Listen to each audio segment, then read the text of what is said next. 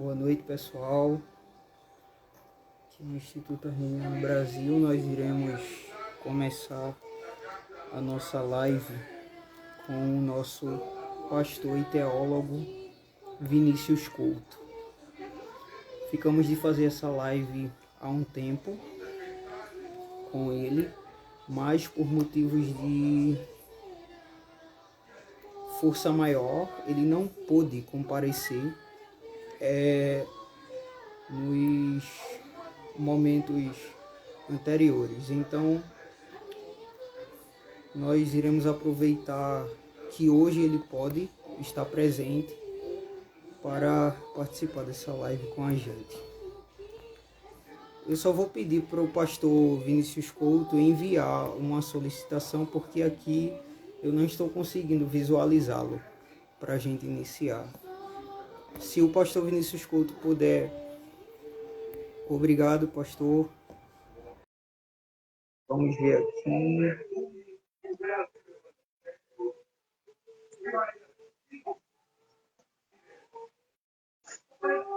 E hoje falaremos sobre os remonstrantes. Creio que é um tema muito pertinente. Poucas páginas dos arminianos conhecem a história dos remonstrantes e falam sobre eles, tendo em vista que os remonstrantes são um exemplar de reconhecimento biográfico de Armínio, tendo em vista que quando ele morre, os remonstrantes eles dão continuidade no ano precisamente 1610, fazendo aquela junção de pontos teológicos que Armínio não conseguiu defender publicamente, completamente. Então, os remonstrantes eles dão continuidade, então é muito importante conhecer a história deles. Eu já quero deixar aqui a paz do Senhor para o nosso pastor e teólogo Vinícius Couto, e obrigado pela presença. Pastor, é uma honra ter o senhor aqui, porque, na minha humilde opinião, o senhor é um dos maiores expoentes hoje da história do arminianismo. E isso, por tudo que a gente leu do senhor, nos seus artigos, tudo que a gente viu nos seus vídeos e na sua participação ativa na parte acadêmica da história dos arminianos. Eu quero que, nesse momento, o senhor se apresente para nós de uma maneira muito mais específica e já lhe agradeço pela presença. Maravilha. Está me ouvindo bem aí? Legal. Então, primeiramente, boa noite, né, para você, boa noite para todo o pessoal que já está acompanhando, né? Outros que ainda entrarão. Para mim é uma satisfação poder participar aqui dessa live. A gente acabou aí tendo vários desencontros, né? Foi bem difícil a gente conseguir encaixar o horário. Alguns probleminhas pessoais, outros desafios. Eu estou num momento assim, de transição, né? Vai se mudar de endereço, então a gente está aí com uma correria muito grande, né? Fora a agenda mesmo, pessoal, né? E, além de eu pastorear, eu também leciono, né, em São Paulo. Eu moro em Campinas e a faculdade que eu leciono fica em São Paulo, então é um pouquinho longe. Daí eu vou para lá durante a semana, né? Tem preparação de aula, né? Enfim, aí um pouco dessa correria. Mas que bom que deu certo aqui hoje, embora também não tenha sido o horário inicial que a gente agendou mais cedo. Mas importante que conseguimos entrar aqui. Para mim é uma alegria também muito grande estar com vocês para a gente conversar um pouquinho sobre esse tema, né? Já há muitos anos eu venho dedicando aí as minhas pesquisas, né? E tentando, de alguma maneira também contribuir, dando uma cara um pouquinho mais acadêmica para os estudos arminianos. Obrigado pelo convite. Professor, eu fico muito feliz com a sua presença. Desde já lhe agradeço o esforço que o senhor fez imenso. Como o senhor falou, a sua agenda é muito corrida. E o senhor está fazendo esse esforço tremendo aqui para encaixar um tempinho com a gente. E a gente sabe que não é fácil para um expoente tão importante no Brasil, que precisa estar cuidando de igreja, que precisa estar atendendo compromissos acadêmicos também.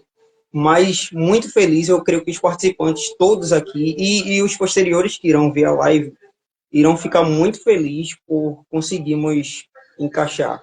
Desculpe também a nossa insistente chamada, porque o senhor é muito importante para para a gente. E ainda Mas, vocês depois sim, ficam por isso, não preocupa com isso não, tá? Isso aí foi muito bom, até para não deixar esfriar essa oportunidade de a gente conseguir fazer esse bate-papo, tá bom?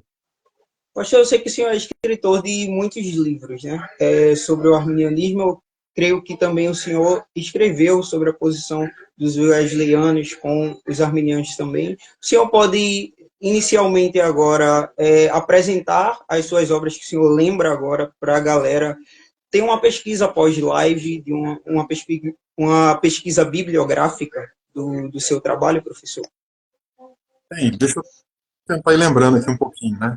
Hoje, Tem hoje já muitos. aí com mais ou menos umas 20 publicações só de livros, né? Fora os artigos, né? É, o primeiro livro que eu publiquei foi um livro mais assim, para introduzir mesmo o que é o arminianismo wesleyano, né? A introdução à teologia arminiana wesleyana, um livro mais fininho. E essa obra, a ideia é realmente apresentar, assim, mais panoramicamente, né, os 5 pontos do arminianismo, mostrar um pouquinho da opinião de Arminio, da opinião de Wesley também, né, sobre esses pontos. E aí, uns anos depois, um ano e meio depois mais ou menos, aí expandi mais esse livro, dando mais referências bíblicas, né, fazendo uma análise mais exegética, trazendo um pano de fundo também que não dava para ter trazido nesse primeiro livro, né, e aí saiu o livro em favor do arminianismo wesleyano. Aí o subtítulo dele até faz jus, né, à proposta, né, de estudo bíblico, teológico, né, e exegético da sua relevância na contemporaneidade. Eu também trago uma coisa um pouco mais inovadora, pensando no seguinte: na época eu estava lecionando numa faculdade em Campinas, da denominação, né, Faculdade Nazarena do Brasil, e eu via muitas vezes os alunos perguntando assim, mas para que serve isso, né, para hoje? Será que é um debate lá do século XVI, XVII, tem relevância para hoje? E assim, a pergunta deles era muito boa, né? Enquanto em alguns meios, mais assim de seminário, em algumas igrejas, né, as pessoas gostavam da gente estar debatendo isso, conversando sobre isso, eu senti que na academia nem sempre as pessoas iam ter relevância para isso, né? Até porque a gente tinha uma galera na época, né, nessa faculdade que também dialogava muito com a realidade, né, com questões missiológicas, missão, teologia da missão integral e tal. Então, esse foi sempre um questionamento muito grande. Isso me levou a refletir um pouquinho como, de fato, né, que essa teologia pode trazer respostas para hoje. Então, tem 2 capítulos ali que eu trago uma discussão mais nova na época, né?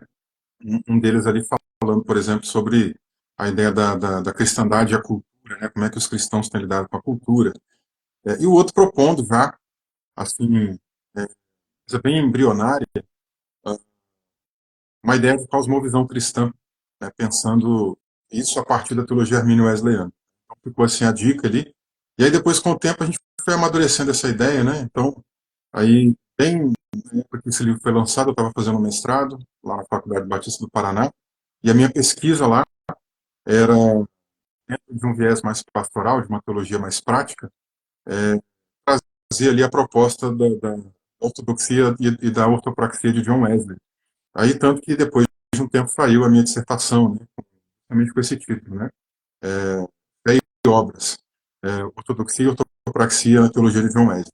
E aí, lógico, ela é mais enfocada no aspecto wesleyano, mas tem ali toda uma discussão antropológica, martiológica e missiológica, né, soteriológica também, e dialoga muito com a teologia arminiana em si, né, até porque ali é um wesleyanismo como desdobramento da teologia arminiana, né. Depois disso, eu me lembro assim, aí saiu o livro Cosmovisão Cristã, já, ou seja, dando sequência naquela proposta lá de trás, e no Cosmovisão, aí eu convidei vários colegas, né, para a gente conversar um pouco sobre isso, cada um mais assim dentro da sua área de atuação, da sua experiência, né, todos arminianos, né, então o livro, a proposta é essa mesma, né, Cosmovisão Cristã, o subtítulo dele é Reflexões Éticas Contemporâneas a partir da teologia armínio-wesleyana. E aí tem de tudo ali, tem batista, tem assembleiano, tem as vertentes pentecostais, tem metodistas, né, tem nazarenos, enfim, e cada um discutindo uma coisa mais, digamos assim, da atualidade, né? Por exemplo, questões ligadas a meio ambiente, educação, uma série de coisas aí, né? Que a gente entende como sexualidade, que a gente entende como desafios para hoje, né? Aborto e etc. São mais de 20 capítulos ali, pouco mais de 20 capítulos discutindo essas várias questões aí da sociedade, né? E aí, ainda, quando eu lancei esse livro, aí eu já estava no programa de doutorado, na Metodista de São Paulo, né? E aí foi quando saiu esse aí do Cosmovisão. E pouco tempo depois também eu publiquei dentro de uma coleção, aquela coleçãozinha da editora Reflexão, né? Dos pontos do arminianismo. Alguns autores saíram, né, e aí precisou, digamos ali, recompor a coleção, né? E aí esse livro sobre depravação total, trazendo ali uma abordagem mais de fonte primária, né? Até alguns anos atrás a gente sabia que a gente não sabia, melhor dizendo, que tudo que Agostinho falava a respeito de Pelágio era verdade, né? Porque meio que a gente dependia de Agostinho para saber sobre Pelágio. E aí, encontrando, né, algumas fontes aí de manuscritologia, né, mais ali da década de 1970 em diante, muita gente fazendo um trabalho crítico, né, e trouxe aí uma descoberta de que algumas obras dava para ter certeza de que era de autoria Pelágio mesmo, né? Então, aí eu li essas obras em fonte primária, né, consultei, depois eu li também as obras do João Cassiano, né, e aí vi que realmente era aquilo mesmo que Agostinho falava. Então eu trago ali um panorama histórico, o que é pecado original, termo depravação total, eles são termos intercambiáveis, né? A depravação total é mais recente, século XVIII. Depois eu trago as fundamentações bíblicas, né? E por fim a fundamentação teológica. Aí eu apresento ali a opinião de Lutero, a opinião de Calvino, a opinião de Armínio, a opinião dos remonstrantes nas suas confissões, né? E finalmente também ali a posição de Wesley. A gente tem ali uma abordagem comparativa, né, para ver o que tem de diferença. E quem puder ler o livro vai ver que não tem tanta diferença assim. Às vezes, talvez uma nomenclatura teológica que um dá e o outro não. Por exemplo, quando a gente pensa em imagem de Deus, né, Armínio tem uma perspectiva mais bidimensional, né, quando ele trabalha a imagem divina. Ele fala uma imagem essencial e de uma imagem acidental, né? Já John Wesley, por exemplo, segue mais a teologia clássica, né? Imagem natural, política e moral. Política já é uma inserção que ele pega de um outro anglicano, né? Que é o Isaac Watts. E às vezes uma nomenclaturazinha diferente. Eu achei, por exemplo, a sacada muito legal do Martinho Lutero, né? Porque essa coisa que a gente vai ver na teologia reformada depois, né? De livre agência, por exemplo, e divide a terminologia, ajuda a explicar um pouquinho, né? Livre-arbítrio fica mais concentrado nas questões espirituais, livre-agência fica mais concentrado nas coisas do dia a dia aqui. Mas o Lutero, ele usava uma terminologia mais interessante. Ele falava de arbítrio superior e arbítrio inferior, por exemplo, né? Aí o primeiro foi perdido com a queda, né? Que seria esse arbítrio mais do campo da espiritualidade. E o inferior são essas decisões corriqueiras da vida, né? Que não tem nada a ver com espiritualidade em si. Que é a mesma coisa que livre agência, depois lá quando reformado britânico, né? Cria essa nomenclatura, que é o Edward Stillingfleet. E aí eu fui dando sequência nas minhas pesquisas durante o doutorado, talvez aí as duas últimas obras mais relevantes desse período, né? Tem sido aí uma preocupação em entender melhor o pano de fundo da reforma holandesa, que é uma história um bocado complexa. A gente pega aí os livros de história do cristianismo, né? E geralmente tem ali poucas páginas, 10, 15 páginas, né? Às vezes tem um pouquinho mais, mas o que eu sempre percebi? Que eles concentram a história da reforma holandesa em duas coisas. A primeira, a controvérsia arminiana, e dependendo do autor que vai tratar essa controvérsia, ele já vai com certo preconceito com Armínio, né? Já coloca ali uma carga negativa em cima dele, colocando ele como um herege, etc., né? Em segundo lugar, geralmente também a controvérsia do Sínodo de Dort, né? Ou até nem como controvérsia, coloca até como uma solução para a controvérsia anterior, né? Então, geralmente é uma leitura mais enviesada e com poucas páginas. E aí, puxa, lendo ali um pouquinho para entender melhor esse pano de fundo, né? para saber melhor ali quem é armínio nesse contexto todo, é, eu vi que era muito amplo, tinha muitos movimentos, entender esses movimentos que surgiram ali paulatinamente, como que a reforma foi acontecendo, inclusive reações católicas, toda a questão da intolerância religiosa que vinha rolando também. Aí surgiu a ideia de organizar um livro para entender melhor esse pano de fundo da reforma, né? E aí saiu o livro Intolerâncias Religiosas, uma história das reformas religiosas acontecidas antes e durante a Era Dourada. Aí tem uma periodização ali, mais ou menos de 1515, que é a época do Carlos V assume a responsabilidade pelos Países Baixos, né? Ele era também imperador do Sacro Império Romano Germânico, e eu vou ali até a Paz de Westfália, né, por volta de 1648. Com essa periodização, e aí eu convidei várias pessoas, né, vários pesquisadores, e sempre aquelas pessoas com uma experiência específica naquela pesquisa, né? Essa já foi uma obra realmente mais ali acadêmica mesmo, né? E, e aí autores internacionais, né? Teve gente dos Estados Unidos, né? O Keith Stanley, por exemplo, liberou para a gente, né, a contribuição dele com o Senhor de Dort na perspectiva remonstrante, que é um artigo excelente. A gente também teve aí a gente da Bélgica, gente da Holanda também, né, contribuindo. Principalmente Bélgica e Holanda, a gente teve algumas pessoas ligadas aos jesuítas, né? Que essa era uma outra dificuldade muito grande de entender. Sempre via muito nas iconografias os arminianos, os remonstrantes, né, sendo acusados de ligação com os jesuítas. Eu queria entender melhor o porquê disso. E aí eu fiz alguns convites aqui a algumas pessoas no Brasil, né, que estudam os jesuítas. Mas qual a grande dificuldade? De encontrar pessoas que saibam a especificidade dos jesuítas no neerlandês. Isso é raridade de encontrar, né? Então, todo mundo que eu consegui conversar aqui no Brasil sabia bem dessa questão dos jesuítas, mas aqui no Brasil, não lá. E aí eu acabei tendo contato com esse pessoal, que pesquisa, inclusive, tem um centro de pesquisa de jesuítas na Bélgica, e eles toparam, mandaram alguns textos ali, ficou muito legal, até para a gente entender um pouquinho, né? Eles usavam panfletos, como eu analisei muita coisa de cultura visual, de iconografias, né? Eles usavam panfletos que tinham essa finalidade mais aí apologética e tal, para refutar os protestantes em geral, né? E faziam isso nas missas e tal. Depois uma liderança católica ela proibiu, né? Mas enfim, aí dá para a gente entender um pouquinho melhor, né? Tudo isso que vinha rolando naquele pano de fundo, né? Contribuições dos jesuítas, como que isso se liga, inclusive, com outros pontos depois até da arte, né? Especialmente aquele mundo mais ali da barroca, que também é um ponto que eu acabei aí analisando bastante.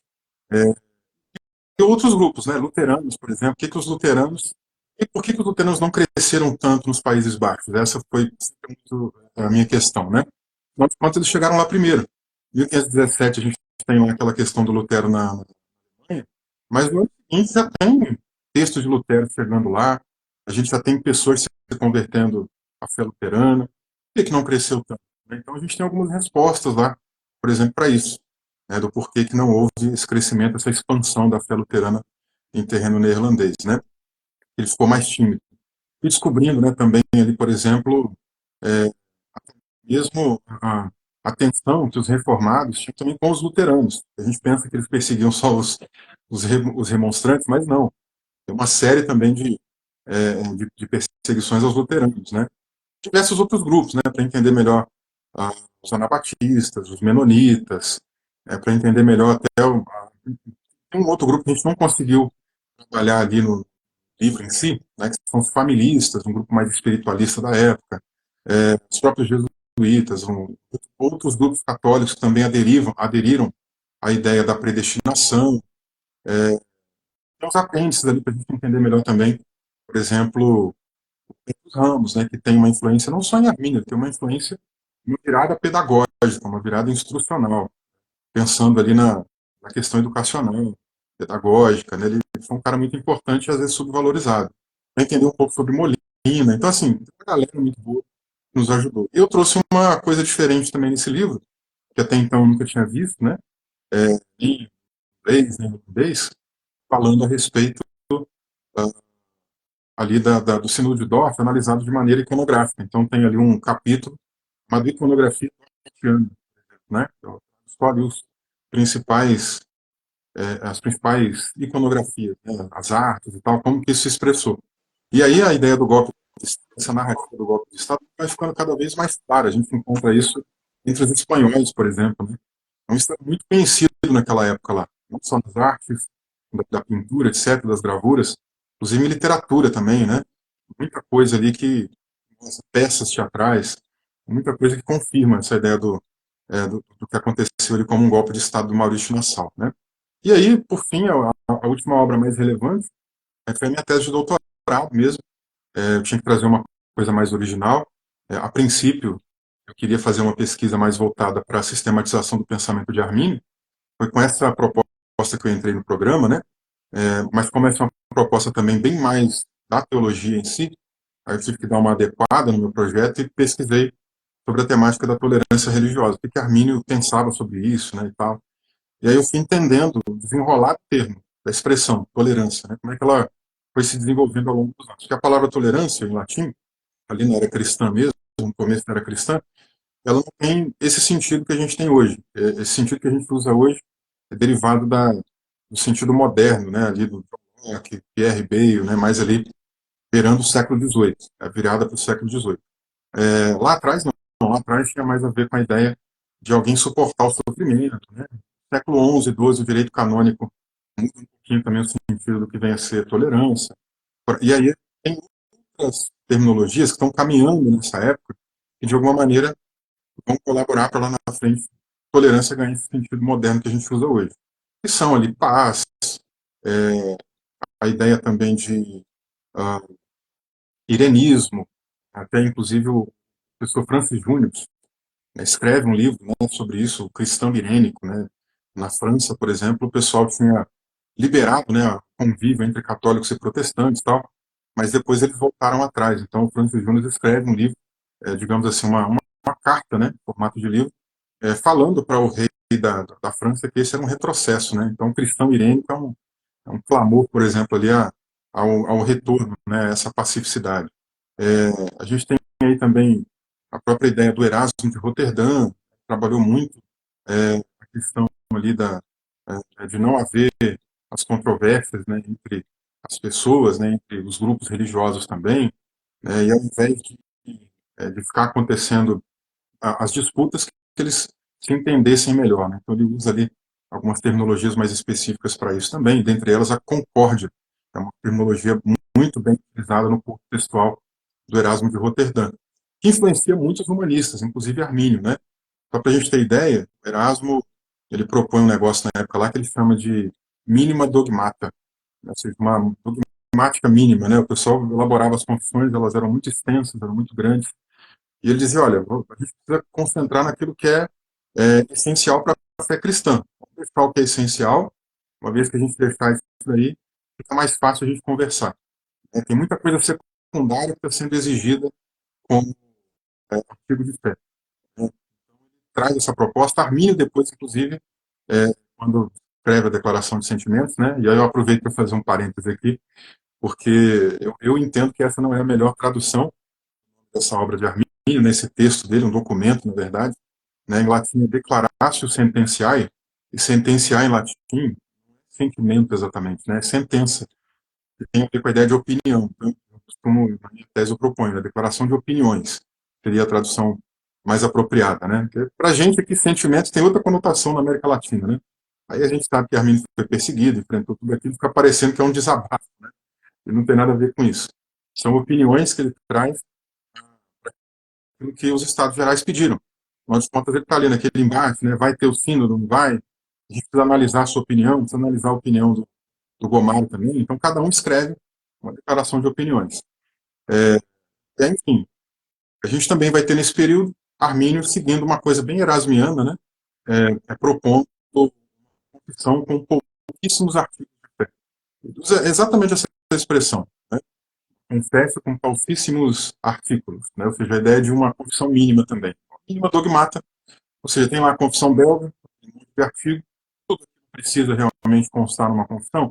Será que não tem coisas mais simples, inclusive até nesse ponto da soteriologia, não poderia ficar, digamos assim, aberto, como a própria igreja anglicana faz. A igreja anglicana tem uma delimitação, você tem que ser calvinista ou tem que ser, entre aspas, arminiano, né? E tem pessoas que defenderam o que Armínio defendeu bem antes dele, né? É uma confissão mais aberta. Na história a gente encontra, né? John Wesley, por exemplo, um arminiano, e George Whitefield, calvinista. Nenhum dos dois fere os 39 artigos da religião, né, que é o documento confessional da Igreja Anglicana. Então, Armínio defende isso. E outra questão também na época, né, importante para o desenvolvimento da ideia de tolerância religiosa, é a noção de consciência, né? Ou seja, a gente vai encontrar isso aí em alguns autores anteriores. Talvez aí o autor mais relevante seja um protestante, chamado Sebastião Castellón. Castellón, ele reagiu, por exemplo, à questão da morte, né, do Miguel de Servetos, e ele chegou a passar por Genebra, foi professor lá, teve desentendimentos, foi expulso de lá e tal, refez a caminhada dele professoral, né, a caminhada docente, e, e Calvino escreve um livreto defendendo a pena de morte dos hereges, né? Naquela época tinha essa questão do crime de heresia, né? E aí Castellón, a primeira coisa que ele faz é, vamos pensar o que é heresia. Essa palavra está sendo usada de maneira equivocada. O que é heresia no grego? Volta, né, bem a época dos humanistas, né, essa coisa de entender lexicograficamente o sentido das palavras, ele vem trazendo o que é a ideia de heresia. Pode ser uma opinião, não necessariamente uma opinião maligna, pode ser apenas uma perspectiva diferente, né? E, e aí ele dialoga isso com a liberdade de consciência, ou seja, a gente não precisa matar as pessoas porque elas pensam diferente da gente, porque senão isso é coerção de consciência, você está obrigando a pessoa a acreditar no que você acredita. Ao invés disso, a liberdade, né, da consciência para cada um acreditar no que quiser, e a liberdade para a gente também poder, digamos assim, atuar com convencimento. Então, se você pensa diferente de mim, deixa eu ir aí convencer, para você talvez mudar de opinião. Se você não quiser mudar de opinião, também tudo bem. Fica tranquilo com relação a isso. E aí ele propõe a liberdade de consciência nesses modos, com uma argumentação teológica. Né? O Castellón é mais um arminiano antes de Armínio, tá? Ele defende, por exemplo, né, que assim como Deus não obriga ninguém a ser cristão, nós também cristãos não devemos obrigar ninguém a ser cristão ou seguir a nossa confissão de fé. Né? Então, ou seja, como a graça ela não coercitiva nesse sentido, então a nossa consciência também não pode ser coagida. Né? É a argumentação teológica que ele constrói para desenvolver essa ideia. E Armínio vai nessa mesma direção, ele usa diversas vezes a ideia de liberdade de consciência, bastante porque ele discute sobre isso. E aí saiu a minha tese, né, com o título, já foi publicado na editora Reflexão, né, saiu com o título Não Somos Daqueles que Dominam a Fé dos Outros. Esse título é baseado lá na Declaração de Sentimentos, né, ou de Opiniões, porque tem um trecho lá que ele está resgatando, né, um pouquinho da história do que está acontecendo até ali, a necessidade do sínodo, né, ele vai partindo para o encerramento falando da importância de acontecer o sínodo, né, e como que o sínodo deveria acontecer de maneira mais justa, né, com delegados dos dois lados, com mais imparcialidade, tudo diferente do que aconteceu na prática entre 1618 e 19, né? Mas ele já vai passando ali um pouquinho de como um sínodo justo poderia acontecer, e ele solta essa ideia, né? Eu não sou daquele que domina a fé dos outros, né? Eu adaptei ele para ficar o título da tese, e o subtítulo é Irenismo, irenismo e consciência, tolerância, irenismo e consciência em Jacó Armínio, né, na verdade. Esse é o título aí da tese, né? E eu aproveito para fazer também um revisionismo histórico, né? Porque tem uma coisa que nunca tinha me convencido quando eu li a biografia de Armínio, né? Que é a biografia escrita pelo Carl Benz. Essa foi a tese de doutorado dele na Universidade de Chicago, né? Realmente uma baita de uma obra. Tem sempre dito aí para o pessoal, a gente tem já passei por alguns cursos, né, de especialização em teologia arminiana. No momento a gente está também ali com um curso desse de especialização em teologia arminiana na Faculdade Evangélica de São Paulo, onde eu dou aula, né, FAESP, e eu sempre tenho dito para os alunos, né, ó, você tem que ler essa obra é obrigatória, quem estuda Armínio tem que ler essa obra, né, e eu nunca fiquei convencido com aquela argumentação da tese dele, né, a parte central da tese dele, de que Armínio nunca mudou de pensamento, de que ele nunca tinha sido calvinista, né? Que ele, assim, sempre seguiu esse caminho, mais ou menos ali, que a gente vai chamar de arminianismo posteriormente, né? Isso nunca me convenceu. Por uma série de fatores, né? Primeiro porque Armínio precisa subscrever as confissões. Então, se isso é verdade, né? Ou seja, se ele nunca foi calvinista e ele subscreve a confissão, puxa, então tem um problema ético ali com relação a isso, né? E aí tem aí um autor americano, né, que fala de reservas mentais com relação a Armínio, acusa Armínio disso, né? Ou seja, de uma postura antiética. Não concordar, mas subscrever a confissão a si mesmo, né? E o Banks trata também, como uma coisa duvidosa, o relato do Petrus Bertius, né, uma oração. Na verdade, oração aqui não vamos confundir com uma prece, né? Oração é um discurso, é o discurso fúnebre, né, que eu também pude traduzir para o português depois, está publicado pela editora Reflexão, né? E nesse discurso, o Bertius, que foi amigo também de Armínio, amigo pessoal, né? Armínio chegou a morar na casa do pai dele durante um tempo, né? E ele conta ali alguns detalhes, dizendo que houve um momento que Armínio foi convocado para refutar as ideias dos ministros de Delfos, né? Para entender mais ali, para defender a perspectiva pesana, né? Que seria ali equivalente ao supralapsarianismo. E ele teria, então, quando, né, foi fazer ali as leituras, né, confrontar as ideias, teria, então, mudado de pensamento. E o Banks disse que, olha, isso aqui é fantasia, isso aqui não aconteceu, né, e tal. Aí, durante o doutorado, eu tive a oportunidade de... Peraí, eu nem ia entrar nesse assunto lá na época do doutorado, mas eu senti que era importante até para ambientar essa ideia da tolerância religiosa, né, e realmente fez muito sentido para mim chegar essa abordagem. Aí eu pude ler essa obra esse texto, né, Bertius, em latim mesmo, foi o texto original dele, né, para comparar ali às vezes com opções, né, porque uma coisa que eu detectei, a obra, a versão que a gente tem em português das obras de Armínio, ela está bem traduzida do inglês para o português, tá?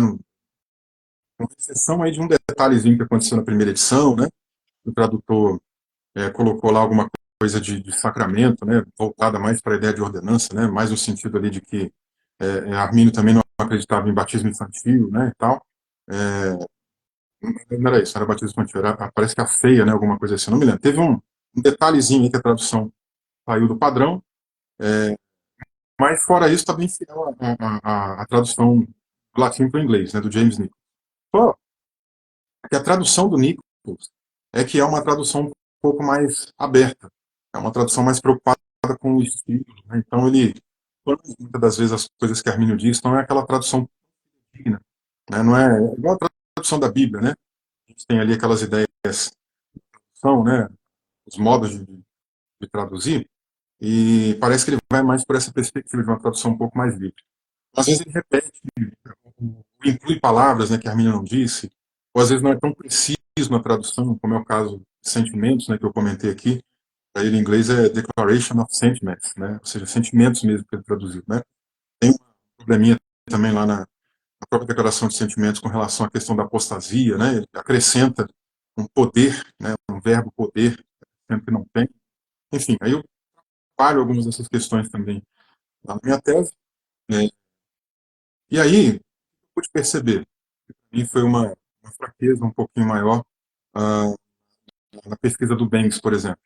O Banks não era um latinista, ele lia bem o holandês, isso para mim está claro, ele consulta fontes de holandês, né, lendo ali a obra dele e tal. Eu acho que assim, ele trouxe muita informação nova, informação legal, tendo acesso ali a documentos, por exemplo, de cartórios, né, e hoje, graças a Deus, a gente tem acesso a tudo isso gratuitamente, né, porque eu estava pesquisando. Eu pude também baixar muito documento de cartórios, ler em fonte primária, muitos documentos. Tinha documentos que estão também em cartório da própria igreja reformada, né? Tive acesso também a eles. Esses ainda não estavam publicados, aí eu mandei um e-mail, o pessoal foi muito solícito, liberou para mim a digitalização de graça ainda, né? Lá do cartório na Holanda, acesso a muita informação assim também. Bom, o holandês, o bem é bom, mas em latim eu tenho, eu fiquei com as minhas dúvidas. A minha impressão é que ele não lia latim, tá? Ou lia muito pouco. Por quê? Por exemplo, as cartas de Armínio. Ele Então, uma vez ou outra as cartas de Armínio, mas nunca de maneira direta, ele sempre cita de maneira indireta o epistolário, né? Ou com base em fonte secundária. Por exemplo, James Nichols traduz um pouco de algumas cartas, né? Não traduz todas. A gente também tem na obra do Caspar Branco, que é a primeira biografia de Armínio, biografia mesmo dele, né? Foi escrito em latim. Ele também traz alguns trechos, alguns excertos das cartas, né? Então, ele às vezes cita a partir, por exemplo, é, essas traduções, né, que o Caspar Branco fez. Depois a gente tem o Maroni, né, que também cita, né, algumas traduções para o holandês, faz algumas traduções para o holandês. E aí eu vi, por exemplo, que tem uma carta muito importante, bem da época ali que Arminio foi convocado, não só para debater com os ministros de Delphi, mas também para debater com o Dick Kuhnhoff, né, que era um humanista católico e tal. E, e aí ele pega um trecho de uma carta, foi traduzida para o holandês pelo Maroni, é, que o trecho está incompleto. Eu traduzi a carta mesmo em fonte primária, todinha, e vi que tem um trecho que ele pula, né, e tal. Né, e assim, tem uns detalhes do latim ali que são importantes para mostrar. Arminio deixa muito claro que ele está em dúvida. Ele está em dúvida, ele está lendo, a galera está em dúvida, está pesquisando, está lendo autores mais antigos do que ele, não chega em nenhuma constatação, ele deixa claro que ele está em dúvida ali. Né. Então, assim, isso abriu para mim uma interrogação muito grande. Bom, se é assim, então essa narrativa do Banks de que Arminio nunca mudou de pensamento, peraí, não é tão verdadeira. E aí eu continuei traduzindo o epistolário. Eu já estou com 70% das cartas traduzidas, né? Se Deus quiser, até o final agora do ano, termino. Que é o meu projeto de pós-doc. Né? Agora em dezembro eu já termino, e aí vamos ver se eu consigo publicar, né? Mas aí eu fui encontrando, ao longo das cartas, justamente também mais algumas argumentações de Arminio que vão deixando claro que ele tem muita dúvida, né? E assim, tem umas cartas que ele troca com o Wittenburger, que é o amigo dele, amigo íntimo, né, pessoal, mencionando, olha, eu comecei a trocar umas cartas agora com o Francis Júnior, estou gostando muito, o cara é muito inteligente, se continuar assim eu vou aprender demais, e de fato você começa a ler as cartas dele lá para o Francis Júnior no volume 3, né, da obra em português, e a gente vai percebendo, né, no começo ele mais humilde, ele querendo tirar dúvidas, querendo trazer esclarecimentos, né? Arminio até fala para ele, se ele continuasse assim, ele seria mais rico do que Midas. Né? Essa é até o nome de uma obra de um estudioso, né, também sobre Arminio, né, que é o F. Becker. Essa obra também, se Deus quiser, em breve a gente vai ter ela em português, pela editora Carisma. E aí o Becker dá esse nome, né, mais rico do que Midas, baseado nessa carta. Né? Midas era um personagem da mitologia grega, e tudo que ele botava a mão virava ouro, né? Eu estou dizendo, olha, se o debate continuar assim, eu vou ficar mais rico do que o Midas, porque esse cara é muito inteligente. E depois, em outras cartas, dando sequência, né, esse diálogo com o Június, ele vai mostrando que está começando a ter mais clareza no pensamento. E ele fala que ele ficou em dúvidas por 7 anos. E a carta é de 1597. Aí você tira 7 anos e vai para 1590, né? E o que é 1590? É quando ele é convocado para debater com os ministros de Delphi, e também é o mesmo ano que ele é convocado pelo Consistório de Amsterdã para debater com Kuhnhoff. Ou seja, então a narrativa do que Arminio mudou de opinião parece ser verdadeira sim, e muito verdadeira, com base nesses textos de fonte primária. E aí eu tive acesso a um outro texto também, que o Carl Banks cita, menciona, mas a gente não vê uma tratativa de tradução, né, de uma análise do texto, né? A minha impressão é, ele conhece o texto, mas não sei o quanto ele leu daquilo, né? Porque aí já é um texto com holandês arcaico. E é muito difícil trabalhar com texto no holandês arcaico, né? Primeiro, pela grafia, que é diferente mesmo. Né? Igual o português. Se a gente pegar o português do período que o Brasil foi colonizado, a gente tem ali palavras escritas de uma maneira diferente. Né? Palavra que tinha H no começo. Hoje a gente não tem mais o H, né? A vogal já começa. O F, né? Que era PH no passado. Né? Então tem uma série de mudanças aí na grafia. E não é diferente no holandês. Aí custei pegar uns macetezinhos ali de como que essas grafias foram mudando, né? E a obra que eu estou mencionando é a História Eclesiástica do Johannes Wittenburger, que é esse amigo íntimo mesmo de Armínio, né? É, aí eu peguei lá uma página inteira em que ele relata esse detalhe da mudança de pensamento de Armínio, né? E ele conta que Armínio passou um bom tempo aí, a galera, né, autores antigos, tal, até mudar de opinião. O que acontece é que o Bertius, do jeito que ele relata, parece que foi muito rápido essa mudança. E lendo ali Armínio, Wittenberg, né, a impressão é, poxa, durante 7 anos o cara ficou aí tentando chegar num consenso, né? E aí sim, em 1597 a gente já começa a ver Armínio sendo mais incisivo, né, com relação à ideia da continuidade da eleição, né? Inclusive no próprio texto com os Júnior, a gente consegue perceber isso.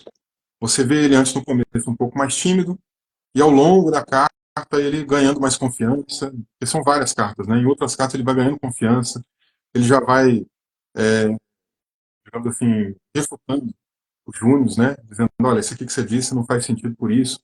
Ele até se apresenta mais radical com a depravação total do que o Júnior. Ele corrige os Júnior, né, em alguns pontos sobre isso, acho que é muito interessante. E ele vai deixando mais claro o posicionamento dele. Nessa mesma época, ele diz para o Wittenberg, né, em outra carta, que ele está escrevendo um texto sobre isso, né, mas que o pensamento dele está se solidificando. Em breve ele vai mandar esse texto para o Wittenberg analisar, mas por enquanto ele não quer soltar esse texto de maneira pública, porque ele temia retaliações. Né. Então, assim, é uma época de muita intolerância religiosa, ele tem que tomar cuidado com como que ele vai expor isso daí. É, mas aí, nessa época mesmo, para 97 para 98, ele publica ele escreve uma carta, provavelmente é essa carta que ele faz menção anteriormente, né? Eu estou preparando o material, depois vou mandar para você e tal. E aí ele escreve uma carta analisando a predestinação condicional com base na lógica. Ele faz ali uma argumentação bem filosófica, com a lógica modal. Aquela questão da influência ramista nele, né? A gente consegue ver visualmente que o Petrus Ramos ele propõe uma maneira de decomposição, né, das ideias. Ele faz isso com a doutrina da predestinação, ele vai decompondo as ideias, né? Diferentemente da metodologia aristotélica. É, é muito legal. Aí você consegue ver que agora sim ele se definiu. Dali para frente, Armínio é, entre aspas, arminiano, né? Tem para onde correr. Eu trago uma outra proposta. Eu faço um revisionismo disso também na minha tese, né? E aí, quem quiser conhecer essa outra argumentação, pode acessar a tese, né? Tem aí o livro que foi publicado pela editora Reflexão, com esse nome aí que eu comentei. Somos daqueles que dominam a fé dos outros. Então tem um capítulo ali que revisita, né, a biografia de Armínio, para a gente finalmente chegar nesse ponto final aí da tolerância e etc e tal, né? Então, assim, eu sei que eu falei muito, mas acho que deu para resumir aí um pouquinho das obras, da bibliografia, né, que você perguntou. A gente teve uma aula belíssima agora de introdução a Armínio e o início, né, historiográfico do ponto que ele construiu e alguns contextos que eu também não conhecia do debate, né? Algumas coisinhas muito interessantes que com certeza eu vou rever essa live para escrever alguns outros pontos.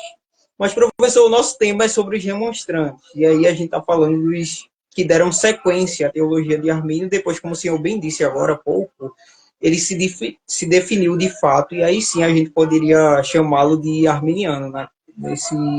Nessa época, digamos assim, na época da maturidade, né? De Armínio, da consolidação dos seus pontos. Professor, eu tenho sentido uma debilidade do conhecimento das pessoas acerca dos remonstrantes hoje. Por exemplo, eu faço parte de um grupo do WhatsApp que tem o nome Remonstrantes. E um dia, quando eu estava numa ligação com eles, eu perguntei para eles o que é que eles entendiam, ou quem eram os remonstrantes, eles não sabiam. Respondeu quem eram os remonstrantes, o que é que significava isso, qual o contexto social que os seguidores de Armínio foram chamados, né, como os remonstrantes. Tem como o senhor esclarecer para a gente, de fato, a história verdadeira nesse ponto? Eu acho que o senhor é o melhor para nos explicar isso. Quem foram os remonstrantes, professor?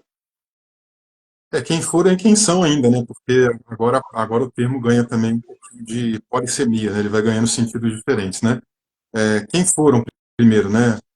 São os arminianos lá de trás, eles são inclusive chamados assim já pelos seus opositores, né? De maneira pejorativa, ou seja, quem segue Armínio, né? Um arminiano, né? Então eles são acusados assim. Inclusive tem iconografias já, né? Debochando deles assim e tal. Também eles faziam com os luteranos, como eu disse agora, tá? Tem até um artigo, se alguém quiser ler, eu acho que vai ajudar a esclarecer isso, se chama Os Remonstrantes na Encruzilhada. Eu analiso algumas iconografias da época, né? E tem uma iconografia muito engraçada de dois homens assim, num cantinho, de carroça, passando de carruagem, né? Passando assim lá embaixo. São duas pessoas assim mais da zona rural, conversando, e um monte de carroça passando embaixo, né? Que é o exílio dos remonstrantes, depois do Sínodo de Dort. Então, estão sendo expulsos de lá.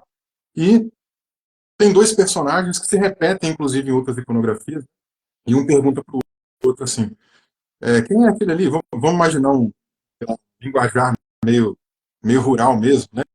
Ô, compadre, quem é aquele que está indo ali? O povo que está indo ali? Ele, uai, você não sabe não? Aquele povo ali os arminianos, os remonstrantes, aqueles bandos de herege.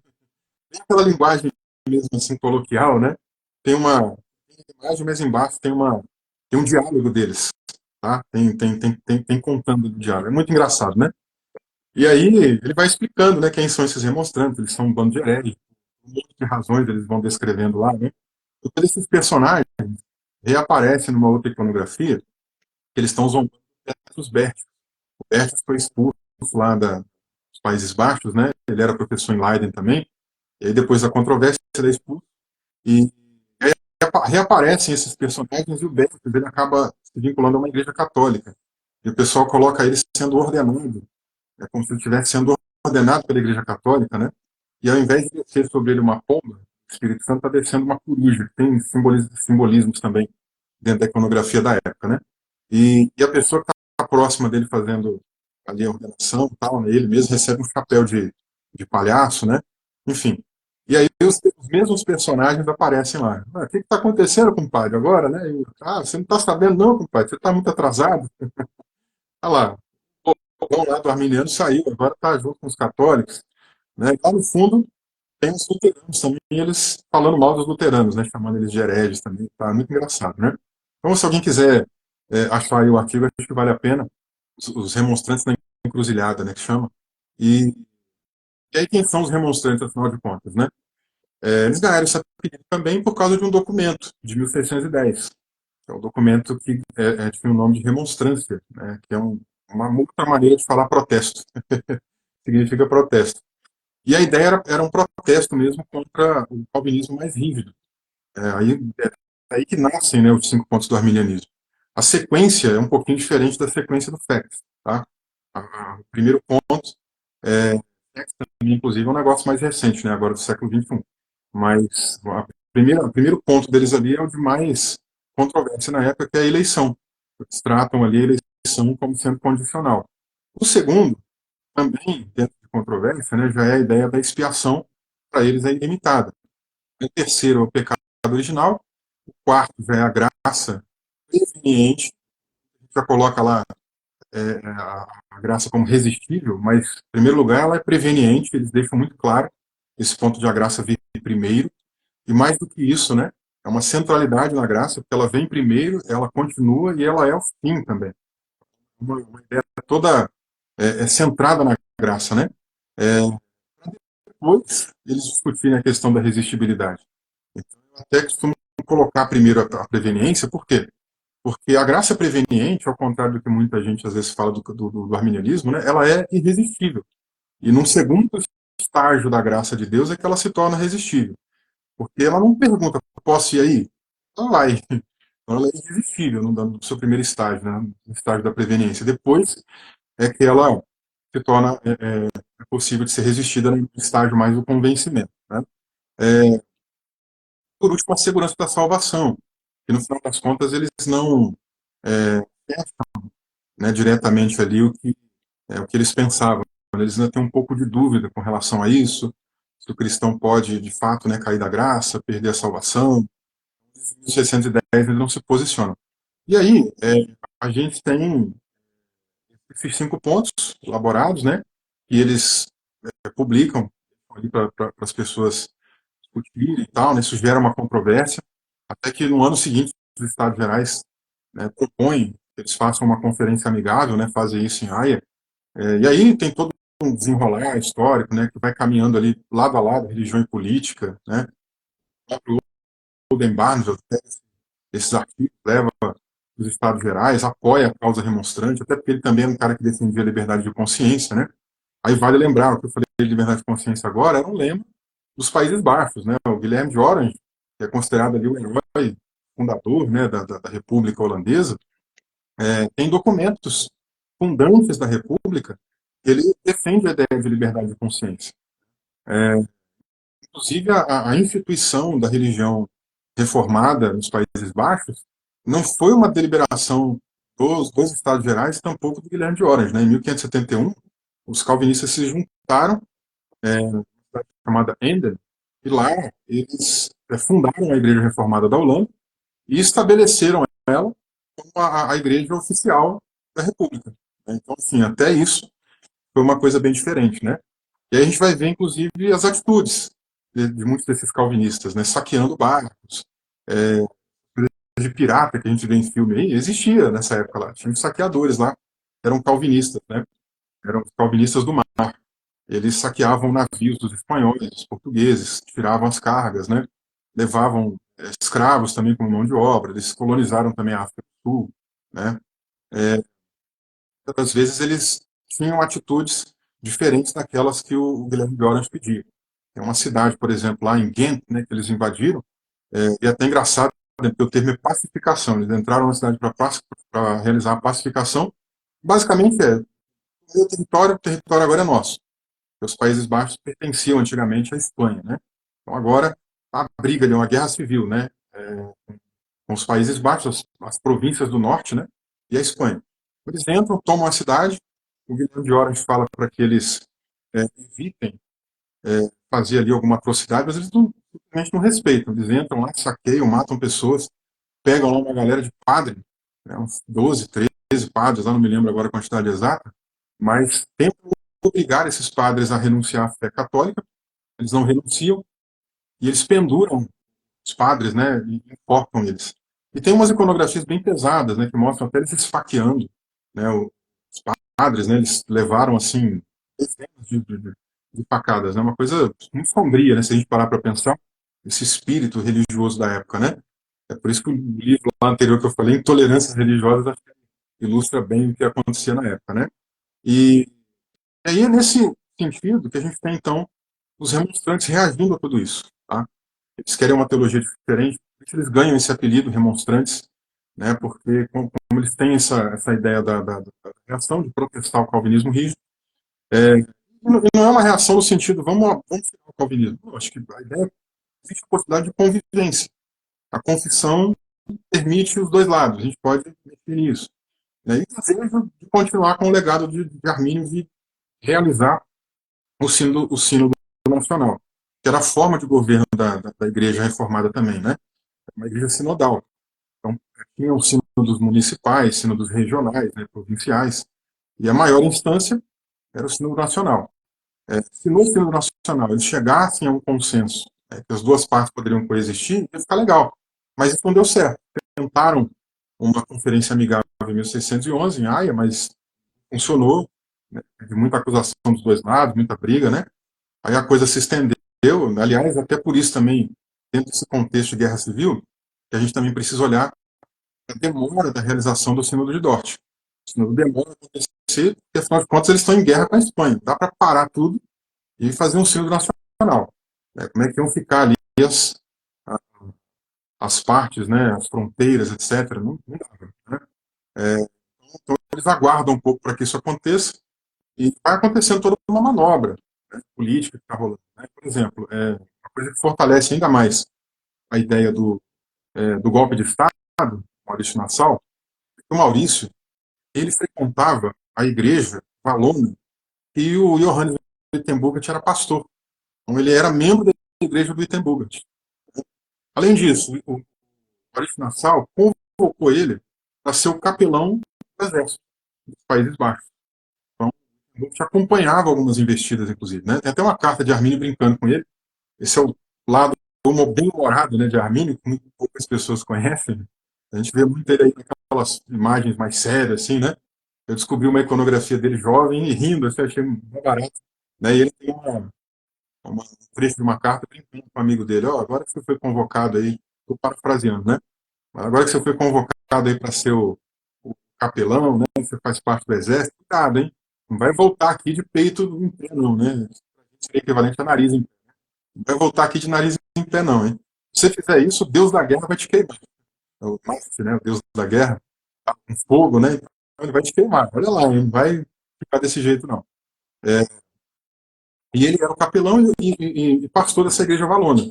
E além do Maurício Nassau, a madrasta do Maurício Nassau, uma esposa de Orange, né, que é a Luiz de Coline, também frequentava lá, essa igreja.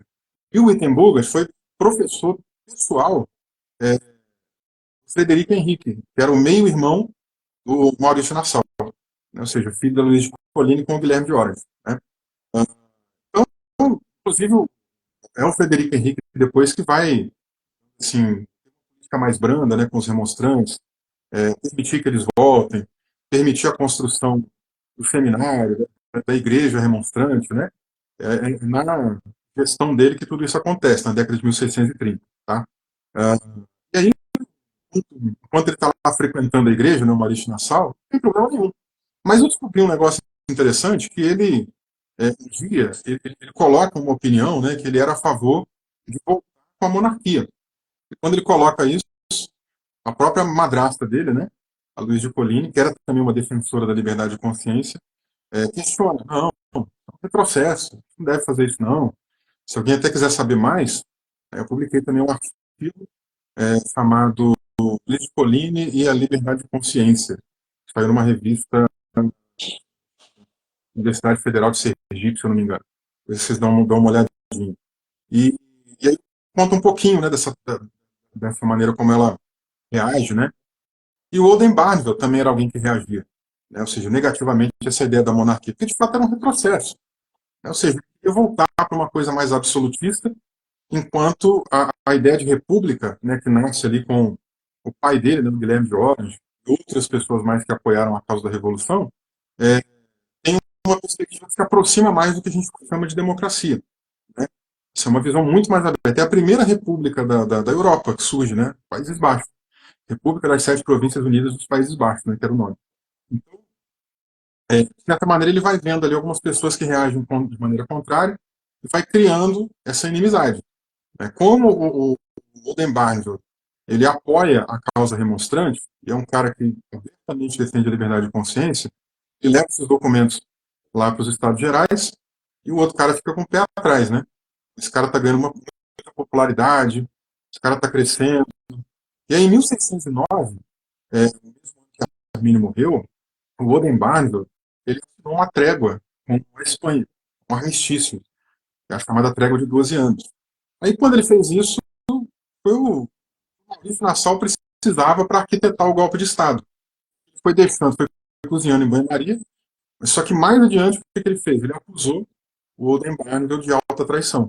Ele percebeu o quê? Bom, é minoria essa galera aí remonstrante, a minoria. Mas é um partido que está surgindo, está ganhando força, tanto religiosa como politicamente, mas é minoria. Do outro lado, tem a maioria, que são esses calvinistas rígidos. E além disso, tem muitos deles ali que são burgueses. E ele era um cara que estava mais preocupado em ampliar o território, né, em continuar com a guerra. Isso para ele era uma coisa ruim. E, em contrapartida, o povo estava gostando cada vez mais da ideia da trégua. Né? A gente tem, inclusive, coisas narradas, né, com narrativas visuais, mostrando que o povo estava feliz, né, com a trégua. A trégua estava trazendo prosperidade, estava trazendo bênçãos, né, para as pessoas. Aliás, ninguém gosta de guerra, né? Quem gosta de guerra são os poderosos, né? Porque o povo é que sofre, o povo é que paga a conta, sempre foi assim, né? Então, enquanto isso, o Oldenbarneville está ganhando popularidade, e o Maurício Nassau está ficando meio esquecido. O que ele vai fazendo, então? Vai arquitetando isso e, aos poucos, ele vai mudando todo o cenário. Ele modifica os conselheiros, né? A República era formada por um conselho, né, de pessoas que representavam de maneira mais ali de uma, vamos dizer assim, vamos pensar nas províncias, né, que existiam, uma quantidade de representantes para cada província. Uma província menor tinha um representante, uma província maior tinha dois ou três. Né? Vai trocando esses conselheiros, como vai trocando também todos os juízes.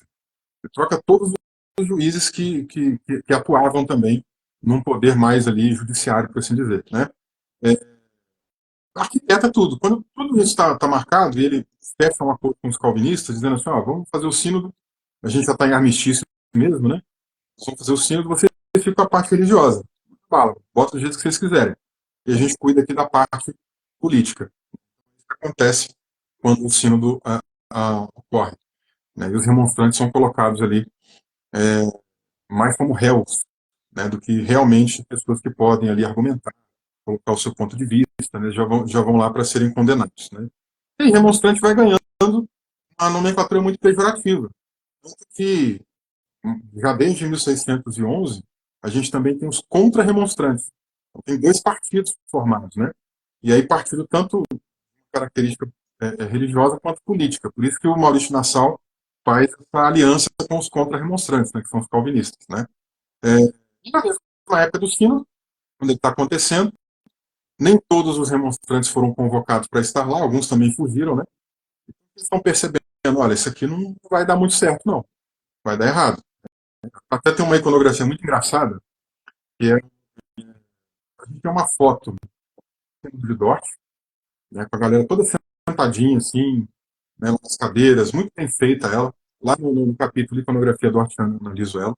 Então eles passam assim, uma ideia de uma coisa muito bem organizada, né, e tal.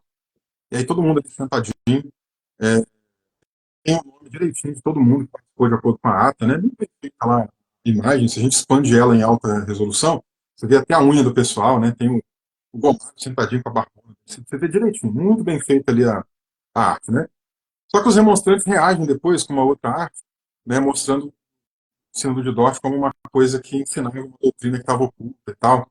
Então eles pegam essa mesma ideia do pessoal sentado e colocam ali todo mundo que está sentadinho com chifre. E do lado, assim, ó, da parede, está escrito assim, ó, congregação de touros. É muito engraçado, né?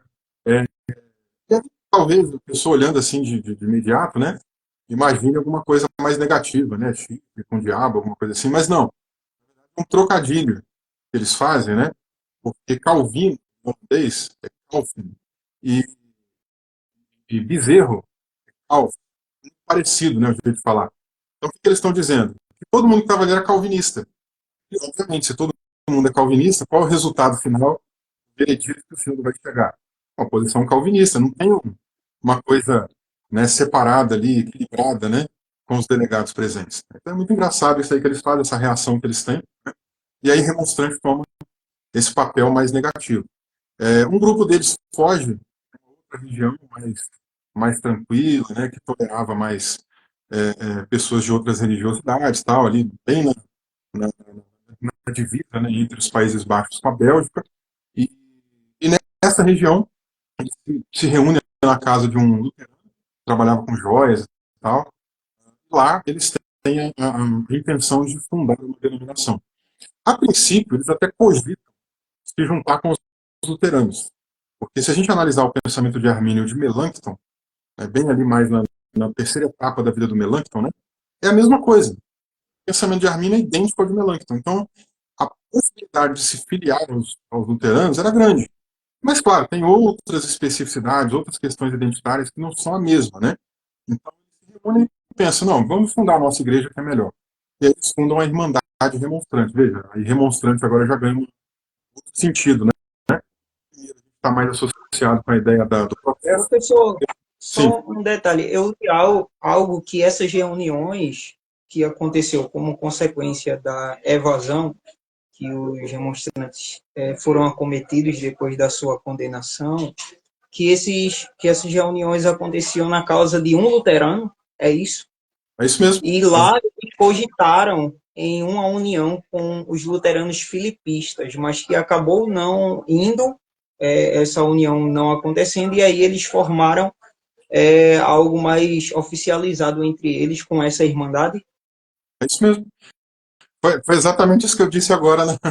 agora há pouco, né, que eles se reuniram na casa desse luterano, que trabalhava com joias e tal, né, cogitaram a possibilidade de uma junção com os luteranos, mas acabaram não seguindo adiante com isso e fundaram uma Irmandade Remonstrante.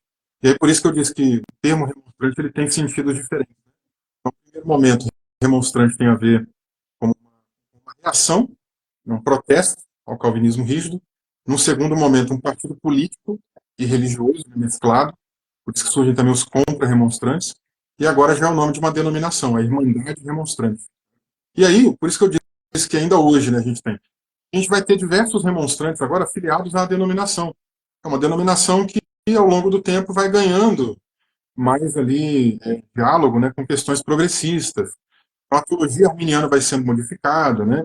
Um bom exemplo disso é o Philip von Limborg, né, que tem ali uma visão mais pelagiana da ideia de salvação, né? Inclusive, a Carta de Tolerância, né, do John Locke, ela é uma carta escrita para o Limborg. É uma carta que ele trabalha exatamente essa ideia de tolerância, conversando com um remonstrante. Né? Ele ficou exilado um tempo, inclusive, né, o Locke ficou exilado um tempo nos Países Baixos, né, aderiu muito a essa ideia, traz essa proposta interessante aí também. Né, e aí, ao longo do tempo, a gente vai tendo toda uma modificação com relação à confissão da Igreja Remonstrante. Tanto que hoje, é, ok, tem o Instituto Armínio, por exemplo, né, tem pesquisas voltadas para o arminianismo e para a teologia remonstrante, mas nem todo mundo se preocupa tanto com o que é arminianismo, com aquela coisa mais original ali, né, do início, né, dessa questão soteriológica. Hoje, eles já estão mais preocupados com questões progressistas mesmo, né, inclusive de casamentos entre pessoas do mesmo sexo e tal. Então, a gente, de novo, né, já vai para uma outra significação do que tem a ver aí o termo remonstrante. Então, por isso que a gente tem que ter essa atenção. Remonstrante em que época, né, qual remonstrante, porque mesmo os remonstrantes ali da época, é, é, logo depois de Armínio, também tem perspectivas teológicas diferentes, né, entre eles. Né, então, tudo isso aí também precisa ser levado em consideração para a gente não confundir o termo. Professor, sobre esse pensamento liberal em alguns pontos soteriológicos, eu vi uma historiografia que dizia que quando Simão Episcópio foi redigir a Confissão Arminiana de 1621, ele foi meio que, entre aspas, forçado a seguir à risca ao pensamento, por exemplo, da depravação total, que advogava a teologia reformada da época. Não necessariamente a supralapsariana, como a gente sabe, não só existiam supralapsarianos, mas também os infras, mesmo naquela época. E como é que fica a tensão nesse aspecto do movimento remonstrante? Eu já vi muitas pessoas dizerem que muitos daqueles primeiros remonstrantes eram liberais, eram devassos em questões teológicas e que a gente não precisa confiar muito nas escritas teológicas deles, porque eles se afastam de uma composição ortodoxa em referência à criteriosidade, por exemplo, do próprio Armínio, ao dizer que nunca ensinou nada que estivesse fora da confissão belga, nem do próprio catecismo, e eles fazem diferentes em alguns pontos pessoais. Até que ponto nós podemos considerar que esses primeiros remonstrantes se afastaram desse aspecto da ortodoxia? Olha, é difícil a gente conseguir realmente saber até que ponto eles se afastam, porque nem todos escrevem, nem todos publicam. Né? Muitos deles são apenas ali pessoas engajadas com um movimento novo que está surgindo. É gente do dia a dia, né, da obra mesmo, ali, da missão. Alguns plantam igrejas, né? Inclusive antes da década de 1630, meio que de liberar o retorno deles, eles não estão muito preocupados com isso não. Eles se reúnem lá na cidade, na região da Bélgica, né, quando fundam a Irmandade Remonstrante, falam, vamos sair plantando igreja. Então eles saem fazendo isso daí. É, a grande preocupação deles é mais essa expansão. Mas não uma expansão, vamos dizer assim, tão missiológica, né, mais ali na região onde eles moravam mesmo. Então, eles não vão para outros países e tal, né. Raramente eu ouvi falar de igreja remonstrante fora dos Países Baixos. Tá? Eles realmente se concentraram mais por lá. Agora, tem alguns nomes que sobressaíram mais na escrita, né? O próprio Ten Bugat, né, o amigo pessoal de Armínio, escreve muita coisa. Assim, ele que mantém realmente mais próximo de Armínio. a gente vê que Armínio confiava muito nele. Armínio submetia muitos dos seus textos para que Wittenberg fizesse uma análise crítica, né? Ele fez esse cara uma visão um pouco mais teológica mesmo, ali, com uma boa formação teológica, né? Aliás, ele também estudou em boas universidades nesse sentido, né? É, aí, o Nicolás Grevenchoven também é outra pessoa que tem alguma coisa, mas qual é a dificuldade para a gente? Ter acesso ao pensamento mesmo desses autores. A questão do idioma, né? Vez ou outra a gente encontra um texto, como eu disse para vocês aí, em holandês arcaico, e geralmente esses textos, eles também, além de estarem em holandês arcaico, geralmente eles também são escritos com a fonte gótica. Aí tem todo um trabalho de transcrever, né, decifrar a fonte gótica, transcrever, atualizar e traduzir. É um trabalho muito grande, né? Demora muito. E outro que também escreveu muito foi o Simão Episcópio. Acho que uma pessoa que fez um trabalho muito bacana, né, sobre o Simão Episcópio. A gente ainda não tem a obra dele em português, mas é o Mark Ellis, né, que inclusive mora no Brasil. Ele tem uma obra muito legal aí.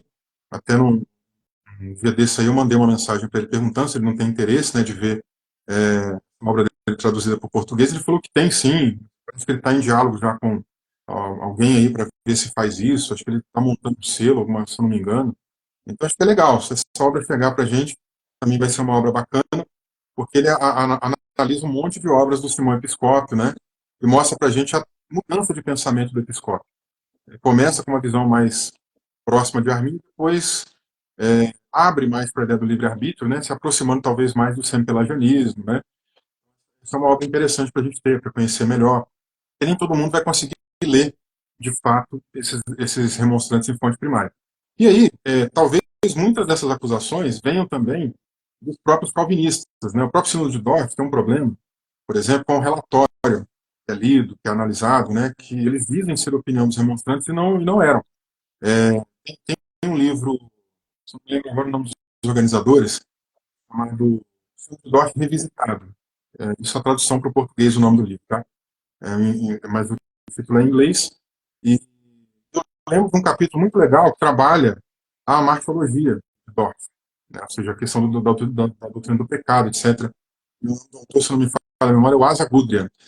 E ele mesmo, embora seja reformado, calvinista, né? É, aí é questão da academia. A academia a gente procura, né, abrir mão da nossa confessionalidade para analisar, né?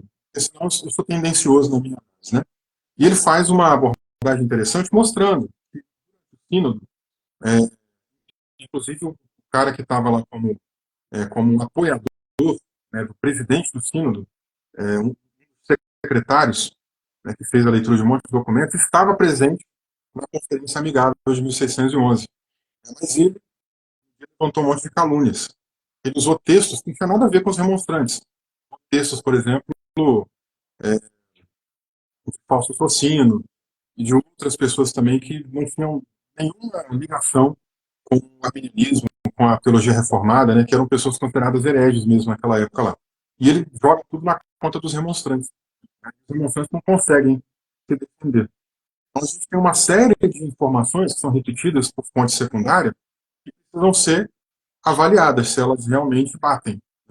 Agora, uma segunda geração, uma terceira geração dos remonstrantes, isso vai ficando cada vez mais nítido, né, esse caminhar com os progressismos da época. Tá? Aliás, né, até abrindo aqui um parênteses importante, o termo progressismo é um termo também um pouquinho complicado, porque é um termo que vai depender do que a gente está falando. Eu vou usar como exemplo John Wesley.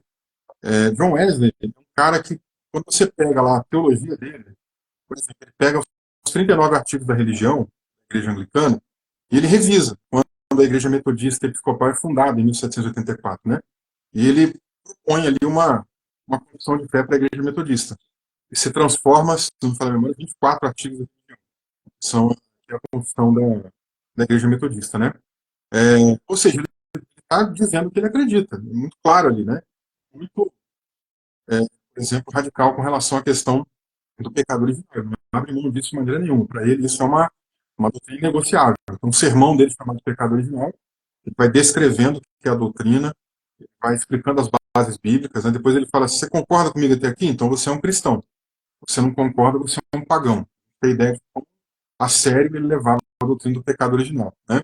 É, mas, se isso é um tipo de conservadorismo, por outro lado, a gente também tem o próprio John Wesley questionando a prática da escravidão na época. Que, do ponto de vista de muitas pessoas, era para manter essa prática. A escravidão aquecia a economia, mantinha as coisas do jeito que estavam, né, trazia riquezas e tal. Mas John Wesley é o cara que vai na contramão disso, junto com pessoas, obviamente, né? E isso seria um tipo de progresso, de mudança, né? Então, nesse aspecto, ele é progressista, por exemplo, né? Quando Arminio propõe a ideia de tolerância religiosa, a ideia de liberdade de consciência, a ideia de não dominar sobre a fé dos outros, né? Isso é um tipo de progressismo, né? Então, a gente precisa também olhar qual progressismo a gente está analisando, porque tem alguns que podem ser positivos e outros que talvez possam ser negativos, né?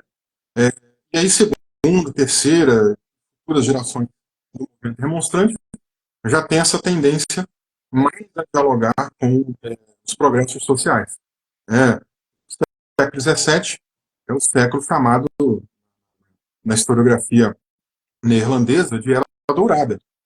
Que é isso? Aliás, é uma coisa que a historiografia mais recente tem questionado muito, porque Era Dourada para quem, né? Afinal de contas, os momentos de intolerância religiosa, a escravidão, a colonização, né? Tem até uma iconografia, né, dos arminianos, chamada Carro de Esterco Arminiano, né? E tem uma edição, tem a original e tem uma edição dela, né, que eles escrevem muitos das legendas em africâner, que era o dialeto, né, mais utilizado ali na região da África do Sul, que eles chamavam de idioma dos burros, idioma dos idiotas, né? Para a gente ter ideia de como que era pesado. Mas a gente tem todo um crescimento político, socioeconômico, né? No século XVII, na região dos Países Baixos. Por isso que chamam de Era Dourada, pensando nesse crescimento, né? O artístico, né? Foi, a gente tem ali, até hoje, né? Um dos maiores nomes do mundo das artes, desse período, com Rembrandt, por exemplo. E assim, a gente tem muita coisa positiva crescendo, mas, ao mesmo tempo, esses outros desafios aí do outro lado, né? E a tendência foi os remonstrantes irem seguindo um pouco mais avanço tecnológico, cultural, né? Sendo mais adeptos aí, como eu disse, da questão progressista. E, por exemplo, o que eu mencionei agora há pouco da questão da tolerância, né? Com John Locke, tem toda uma influência também lá na irlandesa, tá? E aí, ao longo dos anos, a gente vai vendo com mais clareza outras questões, outras pautas, né? Ligadas aí ao progressismo também. Aliás, o país em si, né? Países Baixos é muito aberto para muita coisa.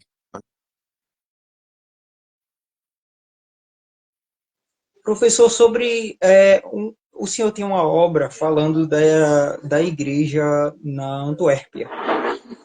Eu acho, falando que nessa igreja ela permanece até hoje há mais de 430 anos, se não me falha a memória.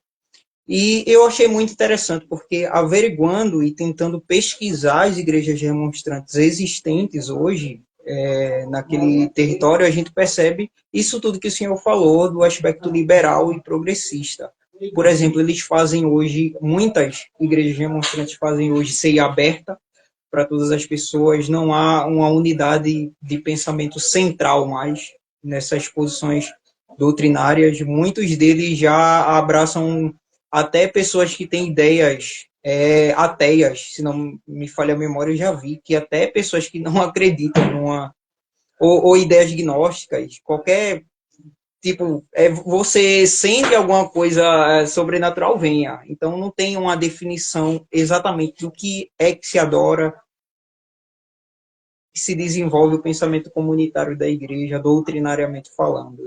E vendo aquilo me entristece muito, porque o contexto da igreja remonstrante começou querendo uma abertura de pensamento, como o senhor bem falou, né, pelos aspectos tolerantes e irenistas, né, todo esse conceito que não só foi trabalhado por Jacob Arminio, mas também pelos próprios primeiros remonstrantes, foi trabalhado esse aspecto da tolerância.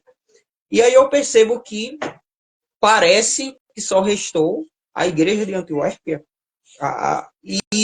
E me parece que nesse documento o senhor diz que eles não se centram mais naquelas primeiras documentações escriturísticas, teológicas, mas que é parecido com os pensamentos de Armínio, dando a ideia de que eles não mantiveram sua coerência doutrinária e teológica e abriram mão. Antes que qualquer pessoa calvinista, professor, tenho que dizer, venha dizer que o problema são dos remonstrantes ou da própria teologia remonstrante, o próprio liberalismo foi um câncer que também afetou as igrejas calvinistas também. Então, não estamos falando de uma culpa necessariamente da própria produção teológica deles, mas justamente por esse câncer que acometeu a maioria das igrejas reformadas também, nesse escopo de abrir mão da coerência ortodoxa e doutrinária. O senhor pode me falar especificamente dessa igreja, professor? A fonte dessa sua pesquisa, desse seu livro? Não sei se o senhor se lembra de muitas informações, mas seria muito valioso o senhor trazer esse aspecto. Sim, na verdade, esse livro não é da minha autoria, né? É uma tradução, foi um evento comemorativo que aconteceu na cidade, né? Alguns professores se juntaram e fizeram ali algumas palestras com relação ao aniversário, né? Do período remonstrante e tal, né? E tem lá uns 4, 5 capítulos, cada autor trabalhando ali um pouquinho, né, dessa historiografia remonstrante e tal, com ênfase principalmente lá na Antuérpia. Justamente Antuérpia era essa localidade mais aberta ali na época, né, para receber pessoas de diversas religiosidades, né. Quando acontecia aquele sistema que eu comentei de pacificação, geralmente o pessoal dava um prazo para quem não quisesse aderir à fé oficial daquela nação, né, os Países Baixos ou Espanha. Países Baixos, então, fé reformada e Espanha católica, né. Então, quem quisesse se tornar ali é, adepto de uma religiosidade específica, tinha um prazo curto para poder pegar suas coisas e ir embora, né. É, já na Antuérpia o prazo era maior, então é um pouco mais tolerante com essas pessoas, né? Então por isso que inclusive foi o local escolhido para que Wittenberg, né, e toda a comitiva, né, que se reuniu lá na casa, né, de um luterano, pudesse conversar um pouquinho melhor sobre os próximos passos, né, que eles tomariam aí. Tá? Então, basicamente, o livro vai nessa direção, né? Talvez aí uma ideia um pouco diferente seja a gente tem um primeiro momento alguém mostrando um pouco desse aspecto mais tolerante. A gente tem um outro capítulo que eu me lembro assim também comentando um pouquinho dos jesuítas, né? De como que eles reagiram também ao movimento, aos movimentos protestantes, né? Como que isso acabou também impactando na questão do remonstrantismo. E uma contranarrativa, pesquisadora da Universidade de Amsterdã, que é de confissão reformada, contestando a ideia comum da historiografia de que os reformados eles vieram do sul, do Pinto, né? Mas para mim também essa ideia não é tão correta, né? Porque de fato a gente percebe essa movimentação no período de perseguições religiosas, né? E o que era Países Baixos antigamente quando ligados à Espanha? Eram 17 províncias ao todo. Só as 7 províncias do norte é que se juntaram para a revolta na década de 1560. As do sul não, mantiveram-se ligadas à Espanha, né? Mas antes disso acontecer, é, a gente tem pessoas vindo do sul mesmo, vindo da França, vindo da Suíça, né? E eles se alojam nas províncias do sul, por quê? Principalmente por causa da linguagem. Como as províncias do sul falavam francês, aí esse pessoal vem subindo pelo sul, se aloja ali durante um tempo, né? E aliás o que ajuda, né, a estourar aí essa questão da revolta holandesa são esses calvinistas do sul, que querem, digamos assim, participação na sociedade, querem ser ouvidos, né? Tentam marcar uma reunião com a regente geral lá da região, né? E um dos conselheiros dela diz assim, não dá ouvido para esse pessoal não, porque esse pessoal é um bando de mendigos, né? E eles ficam revoltados com isso, vão para as ruas, né, fazer uma movimentação, saem vestidos a caráter, com roupa velha, com bolsa pedindo esmolas, né? É, só que o que era para ser apenas uma situação ali contestando, né, o que aconteceu, se torna uma prática violenta. Eles invadem igrejas, quebram um monte de símbolos católicos, né, cometem ali coisas que poderiam ser consideradas como sacrilégio. Eles abrem, né, a parte onde se guardava lá é, a hóstia, vinho, né, e jogam tudo fora, para mais. Então, rapidamente eles trazem um grupo de militares, né, para poder conter a situação, e muitos são mortos, inclusive, nesse momento. Tem de 3 mil a 8 mil pessoas que talvez tenham sido mortas, né, nesse momento. Mas isso ajuda depois para que aconteça a revolta holandesa. Né? Então, assim, a gente tem, de fato, uma movimentação vindo do Sul. E, para a gente ter ideia, quando a revolta acontece, né, na década de 1860 ainda, e em 71, quando a Igreja Reformada ela é instituída como a Igreja Oficial dos Países Baixos, eles colocam três documentos como sendo os documentos confessionais oficiais. Né? Ou seja, confissão belga, Catecismo de Heidelberg, para quem falava holandês, né, um texto traduzido para holandês, e a Confissão de Genebra, e o Catecismo de Genebra, para quem falava francês.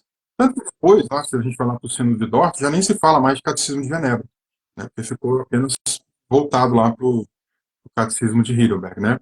É, manteve-se ainda muita gente que fala francesa, morando nas províncias do norte, né, com a ocasião da questão aí da revolta holandesa. Exemplo disso é a própria igreja que o Johannes Wittenberg de pastoreava, uma comunidade valona. Né? Esse pessoal aí era um pessoal de fala francesa. Então, enfim, aí o livro trabalha um pouco dessas propostas, né, e tem muito a somar para a gente nessa ideia, de mostrar que ali era uma região mais tolerante, foi assim, um lugar estratégico para que os remonstrantes se reunissem e fundassem a Irmandade Remonstrante. Professor, só tenho mais uma pergunta para o senhor referente ao que os remonstrantes têm de importância para nós hoje e também por que que eles sumiram da história teológica. É o que eu penso, assim, leigamente sobre esse processo. Por quê? Porque eu penso que só com Wesley que me parece que vai haver uma revisitação dos textos de Armínio referente às doutrinas da graça, né, e da salvação, e ali Wesley vai separar das outras doutrinas calvinistas. Então eu queria saber disso.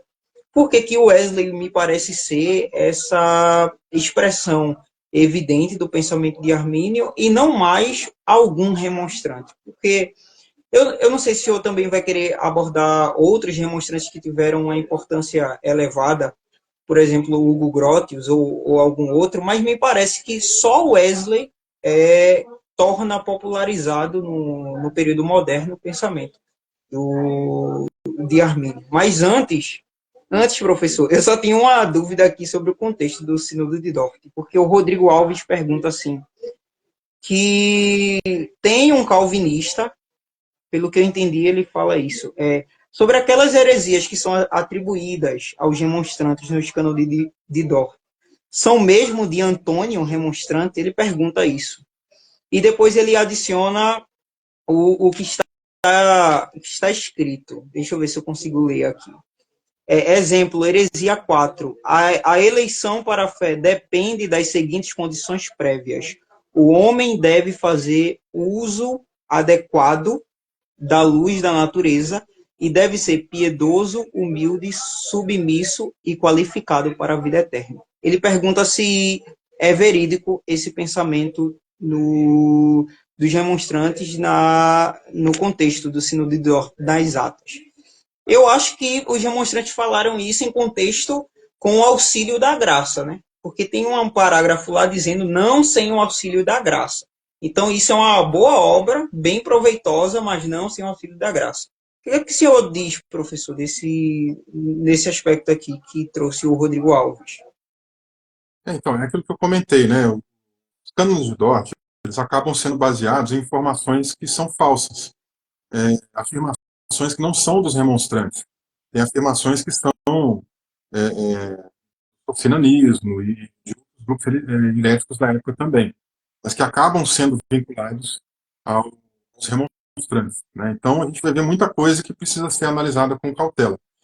As próprias confissões, os artigos, né? Não vou chamar de confissão, mas os artigos de 1610 e os artigos de 1618, que já tem uma cara mais de confissão, e depois o documento de 1621, que aí já é uma confissão mesmo, confissão da Irmandade Remonstrante, todos mostram que esse ponto aí dos cânones de Dort não batem com aquilo que os remonstrantes acreditavam, né? A gente consegue perceber uma centralidade na graça muito forte na teologia deles. Isso que você lembrou aí, eles destacam em todos esses documentos. Nada pode ser feito sem a ação da graça, absolutamente nada. O ser humano pode pensar o bem, nem pensar o bem, nem fazer o bem, sem que a graça esteja à frente. Sem a graça é impossível fazer qualquer tipo de bem. Isso é muito claro na teologia arminiana, né, e remonstrante. Isso, na verdade, vai na mesma direção da teologia reformada. Não tem nada de diferente aqui, né? O que pode acontecer é a mecânica depois da salvação em si, que obviamente vai ser diferente dos dois grupos. Mas essa ideia, ela é idêntica dos dois lados.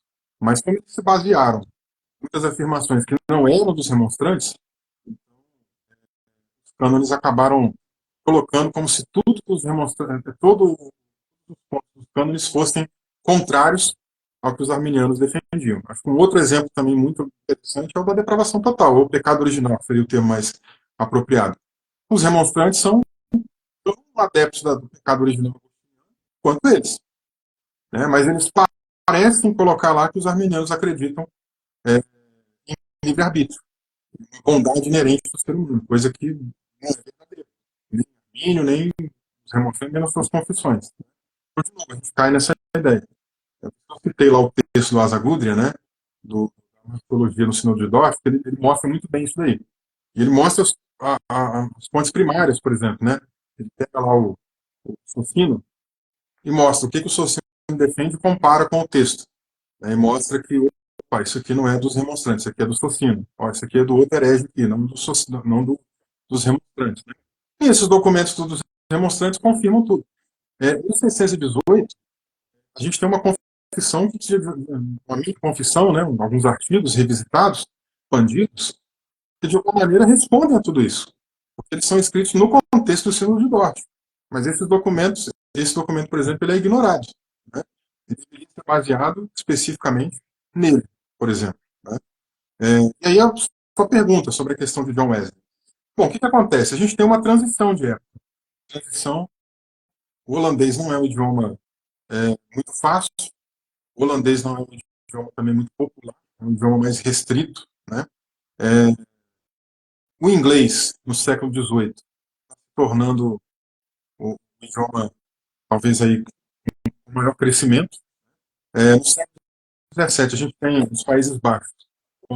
A maior referência, né, que a gente tem hoje, Estados Unidos, por exemplo, né, que é o país aí que domina o mundo. No século XVII eram os Países Baixos. No século XVIII, a gente tem uma virada disso da Inglaterra para o Reino Unido. Né? Isso muda, inclusive, com a questão do idioma. O inglês vem se tornando cada vez mais relevante. Tanto que a gente vai ter uma tradução da Declaração de Sentimentos para o inglês, nessa época. Ele vai ganhando popularidade. Tem um livro que está para sair ainda esse ano na Carisma, do Keith Stanley e do Thomas McCall, que é Depois de Armínio, né, que chama o livro, Depois de Armínio. Até eu traduzir essa obra. E ele mostra, por exemplo, numa parte do livro, né, num capítulo, uma boa historiografia do arminianismo inglês, que a gente chama de arminianismo inglês, entre aspas, né, porque antes de Armínio já tinha as ideias de Armínio lá também. Armínio não foi uma pessoa que inovou, que inventou uma coisa nova, né? Na Alemanha já tinha, em outros lugares já tinham também, na França, né? E ali, na Inglaterra também havia pessoas com a mesma ideia. Né? Ele tem mostrando outras pessoas que vão dando sequência, né? Que se tornam importantes para o debate, né? Agora, por que o Wesley é um cara que se torna mais importante nesse sentido? Porque é o cara que tem uma, uma coragem, né, digamos assim, de levantar essa bandeira. As pessoas não tinham. Às vezes até eram, né, até posavam a ideia do arminianismo, mas não falavam tão abertamente, né, porque era mais majoritária, né, a defesa da fé reformada nesse sentido, né? E a questão idiomática, como eu falei, porque, por exemplo, a gente tem aí o holandês, que não é um idioma fácil, e tem a questão do latim, que é um idioma acadêmico. O próprio Armínio, os remonstrantes, muitos deles escreveram em latim. E latim não é um idioma fácil também assim, né? É um idioma que estava caindo em desuso. É uma época também é, em que a academia está crescendo, se voltando para o inglês e principalmente para o alemão, né? Porque se politicamente, se socioeconomicamente falando, a gente tem a Inglaterra sobressaindo, teologicamente falando, é a mesma época que as academias na Alemanha estão crescendo. Hoje, por exemplo, a gente quer estudar alguma coisa mais de teologia bíblica, etc., a gente vai para o alemão. Então, nessa época, o alemão também tá tendo um boom, né? A gente está tendo avivamentos ali com a metodistas, com a wesleyana, com John Whitfield, com Jonathan Edwards, né, o primeiro grande despertar. Enquanto isso está acontecendo de um lado, do outro lado, na academia, está acontecendo o avivamento, entre aspas, né, estou chamando de avivamento aqui, o avivamento acadêmico da teologia liberal. Então, o latim está caindo, né, o seu uso. E as demandas da teologia estão indo para outro caminho também. Né? Então, nasce de um lado um evangelicalismo, né, é, que não se prende tanto a essa confessionalidade arminiana, mas o Wesley é um cara que levanta a bandeira, que leva a coisa para frente, né? Escreve um tratado, o que é um arminiano, por exemplo, né? E ajuda de alguma maneira a popularizar, porque o metodismo depois, né, se torna aí a grande religião é, das antigas colônias inglesas, né, que se tornou os Estados Unidos. Vai ter uma proliferação muito grande também da teologia arminiana, revisitada, mais evangélica, né, também, mais wesleyana, metodista, mais dos avivamentos, né, que chegam lá nos Estados Unidos. Então, esse é um fator aí de importância, né? E acho que uma fraqueza também do arminianismo não ter crescido tanto, além desses fatores do idioma, tem mais a ver com as publicações, com as estratégias, com a intencionalidade disso, foi tão grande, né? Diferentemente dos reformados, que sempre publicaram muito, sempre investiram muito em educação. Os arminianos já foram um pouco mais lentos nesse aspecto, né? Com isso você prepara menos as pessoas.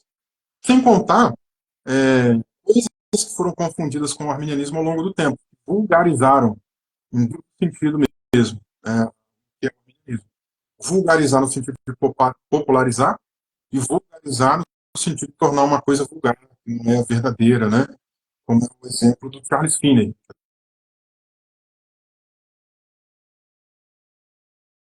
Teologia sistemática. Você vai ler a sistemática do Finney, ele é pelagiano na cara dura. Né? O pecado original, né? Isso não existe.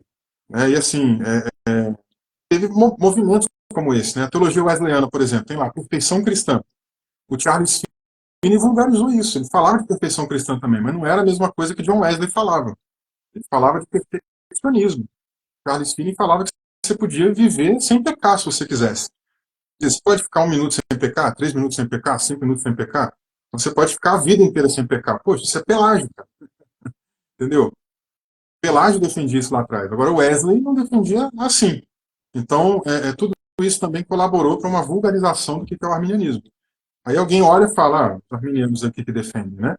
E prejudicou um pouco, né, do avanço do que é o arminianismo. Tá? Então, esse é um pano de fundo aí para a gente entender um pouquinho do que rolou. Esse livro do Stanley, qual esse livro novo aí que está para sair, eles vêm analisando, né, os metodistas, o movimento de santidade nos Estados Unidos, como é que eles trabalhavam essa ideia do arminianismo, né, em várias doutrinas da teologia sistemática. É muito legal, dá para a gente ter uma noção bem mais clara de tudo isso que eu estou dizendo aqui também, quando a gente vai para os principais teólogos desses movimentos, que seriam os guardiões, né, do arminianismo ali ao longo do século XIX, século XX. E o que podemos aprender, professor, com esses primeiros remonstrantes em todo esses contextos que eles viveram de serem interpretados de maneira errada, serem perseguidos? Quando a gente vai ler os seus artigos sobre esse contexto de perseguição, a gente percebe que muitos foram presos, mortos na cadeia. Eu vi, professor, que teve um remonstrante que trocou, que ele vestiu a roupa da mulher para sair da prisão. E ali ele foi visto, ou seja, todo esse cenário de humilhação social que eles passaram, sendo muitos doutores, participantes ativos naqueles territórios, de passar por isso tudo e mesmo assim permanecer com a sua visão, com os ideais e levar adiante com as construções das igrejas. O que é que os arminianos hoje podem aprender com os demonstrantes? Olha, eu acho que principalmente uma fé aberta ao diálogo. Eu acho que isso aí é uma contribuição muito boa deles, porque, de um lado, a gente tem essa radicalidade dos calvinistas, mas hoje a gente também continua vendo isso entre os calvinistas, continua tendo, né? A gente vê um preconceito muito grande quando a gente fala que é arminiano, né? A pessoa que é de uma confissão mais reformada, batista, é uma coisa que não é contradição de termo, batista reformado, né? Porque teologia reformada não é calvinismo, teologia reformada tem o calvinismo, mas tem muito mais coisas envolvendo, né? Como o aliancismo, por exemplo, né? Como é que um batista é reformado e a teologia reformada é adepta do aliancismo do Eu nunca entendi isso. Nunca entendi essa terminologia. né? E os presbiterianos também. Então, a gente vê, eu tenho muitos amigos dessas denominações e outras, né? Mas é difícil. Muitas das vezes a gente vê o pessoal com discriminação, né? Mas a gente também tem do nosso lado, que é uma coisa ruim. A radicalidade do nosso lado, né? De tratar o diferente. É, e isso não é ser arminiano, né? Armínio foi o cara que falou: não somos daqueles que dominam a fé do outro. O cara quer ser calvinista, vai lá, vai, seja calvinista, né? E o Wesley, no mesmo espírito arminiano, né, dizia para pensar e deixar pensar. Então, acho que um dos grandes aprendizados aí para hoje, né, vai nessa direção, né, do que é uma tolerância religiosa, do que é a liberdade de consciência, do que é o amor, né, ao próximo. E assim, com a nossa convicção, a gente não precisa, né, ser romântico aqui, né, dizer, ó, vamos lutar aqui em prol né, da unidade cristã, mas eu preciso abrir mão da minha confessionalidade. Não, não preciso. Posso ser muito bem aqui um conhecedor da minha tradição, ser um arminiano convicto, e para isso eu não preciso necessariamente, né, abrir mão de tudo isso para ter um diálogo aberto, para ter uma comunhão com os meus irmãos de outra confissão, seja reformada, seja luterana, seja pentecostal, né, enfim, a gente pode estar muito aí aberto a isso e principalmente entendendo que uma vez que a gente é, sabe da importância da unidade cristã, a gente pode fazer muito mais em prol do reino de Deus do que com essas divisões que têm fragmentado aí o corpo de Cristo. Professor, eu quero lhe agradecer por todo esse tempo. Já pedi perdão por segurar o senhor por mais alguns minutos do que deveria ter segurado. Agradecer a todas as pessoas que compareceram hoje, os que ainda irão assistir. Eu recomendo caneta e papel na mão e divulguem essa live, porque o professor aqui trouxe muitas coisas interessantes, obras que ainda serão lançadas. Ele deu uma pincelada sobre muitas questões aqui interessantes que podem vir a estar em nossas mãos futuramente. E tudo isso é bom para a cooperação da alimentação da nossa teologia interna, a teologia arminiana. Sempre nos afastando de debates desnecessários, comentários desnecessários e focando no ideal, na historiografia do arminianismo, na teologia, na doutrina, e isso vai nos alimentar de uma maneira muito superior do que ficarmos aqui perdendo tempo com debates desnecessários com algumas pessoas que têm se levantado aqui contra a gente. Professor, muito obrigado pela sua participação e colaboração.